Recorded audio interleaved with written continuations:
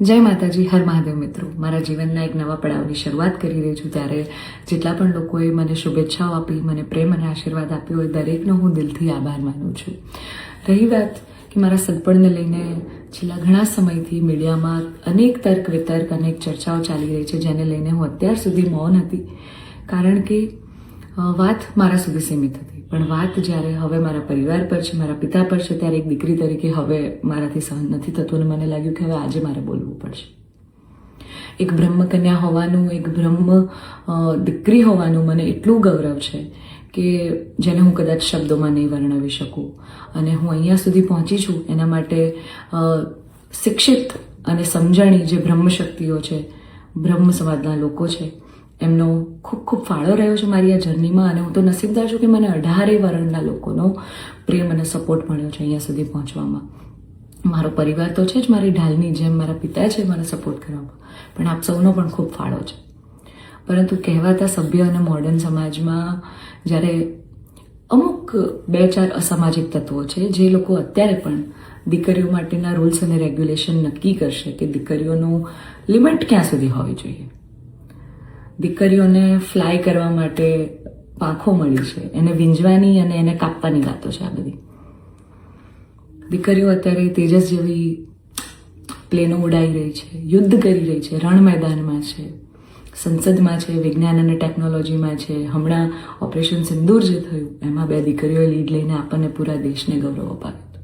ત્યારે શું 2-4 આવા અસામાજિક તત્વો નક્કી કરશે કે એક દીકરીનો લાઈફ પાર્ટનર ચૂઝ કરવાનો શું એને હક નથી? હું બહુ નસીબદાર છું કે મને એવો પરિવાર, એવા પિતા મળ્યા છે જે મારી ખુશીમાં ખુશ થાય છે અને મારા નિર્ણયને જે મેં હરખે વધાવી લીધો છે. કારણ કે ઓફકોર્સ હું એક એવા પરિવારમાં જઈ રહી છું કે જે આખો ભક્તિમય પરિવાર છે. બહુ જ પરિવારના લોકો અને મારો પાર્ટનર મને એટલો પ્રેમ કરે છે કે જેમને હું જે છું, જેવી છું, જે પણ છું, મને ખૂબ આદરથી, સત્કારથી એ લોકોએ સ્વીકારી છે. રાત દિવસ જ્યાં ગાયત્રી મંત્ર, નવકાર મંત્રના જાપ થાય છે, આવા પરિવારમાં હું જઈ રહી છું. મને ખૂબ જ ગૌરવ છે. એટલે હું તમામ બ્રહ્મશક્તિઓ, સમજણી અને શિક્ષિત જે લોકો છે, બાકીના લોકોના મગજમાં નહીં ઉતરે કદાચ આ વાત, પણ જે લોકો શિક્ષિત છે, સમજુ છે, એ લોકોને હું નમ્ર વિનંતી કરું છું કે આવા 2-4 જે અસામાજિક તત્વો છે ને, કે જે દીકરીઓની પાંખોને કાપવાની વાતો કરી રહ્યા છે, પ્લીઝ એને સમાજમાંથી દૂર કરો. નકર આપણો સમાજ ક્યાંયનો નહીં રહે. તમે દીકરીઓનું સારું જ કરવા માંગતા હોય ને તો દીકરીઓના શિક્ષણ માટે વાત કરો. નાની નાની દીકરીઓ પર જે બળાત્કાર થઈ રહ્યા છે એના માટે વાત કરો. દીકરીઓની પ્રતિભાને આગળ લાવવાની વાત કરો. ચલો, આ બધી પ્રતિભાને બધી તો મોડર્ન વસ્તુ થઈ ગઈ. હજી જૂના 18મી 17મી સદીના કુરિવાજો આપણા સમાજમાં ચાલ્યા આવે છે. હજી કેટલા બાળ લગ્ન થાય છે આપણને બધાને ખબર છે. સાટા પ્રથા ચાલુ છે જેની પીડિત હું પણ છું, તમને બધાને ખબર છે. દીકરીઓના પૈસા લેવામાં આવે છે. અલા, દીકરીઓને તમે ઘૂંઘટામાં રાખો છો અને તમે એમ કહો છો કે અમે દીકરીઓનું સારું કહેવા માંગીએ છીએ. એક બાજુ દીકરીઓ તેજસ જેવી ફ્લાઇટો ઉડાઈ રહી છે, આર્મીમાં છે, નેવીમાં છે, અને એક બાજુ દીકરીઓ ઘૂંઘટામાં છે. એના પરથી જ ખબર પડી જાય છે કે ક્યાં કેટલો વિકાસ છે. હું દરેક બ્રહ્મ શક્તિઓને, બ્રહ્મ આગેવાનોને નિવેદન કરું છું, આજીજી કરું છું કે આવા અસામાજિક તત્વોને સમાજમાંથી હટાવો. જેટલા પણ લોકો હવે મારા પરિવાર વિરુદ્ધ કંઈ પણ પોસ્ટિંગ કરશે, કમેન્ટ કરશે, એમના વિરુદ્ધ હું કાયદેસરના પગલાં લઈશ.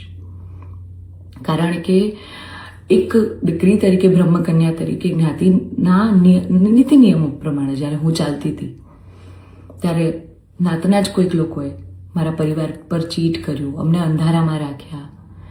એક દીકરી એક સગપણમાં હોય અને તો પણ બીજી સમાજમાં ક્યાંક લગ્ન કરી લે, તમને 2-2 વર્ષ સુધી છુપાવે, તમને ક્યાંય નહીં.